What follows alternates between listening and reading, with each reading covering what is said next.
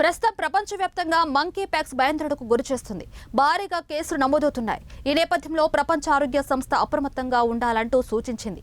దీంతో భారత ప్రభుత్వం కూడా అలర్ట్ అయింది.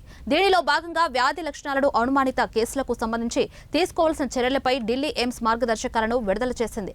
ఎంపాక్స్ అనుమానిత లేదా నిర్ధారణ కేసుల కోసం ఢిల్లీలోని 3 ఆసుపత్రుల్లో ఐసోలేషన్ కేంద్రాలు ఏర్పాటు చేయాలని ప్రభుత్వం ఆదేశాలు జారీ చేసింది. ప్రపంచవ్యాప్తంగా గత ఏడాదితో పోల్చినట్లయితే ఈ ఏడాది ఎంపాక్స్ కేసులు బాగా పెరుగుతున్నాయి.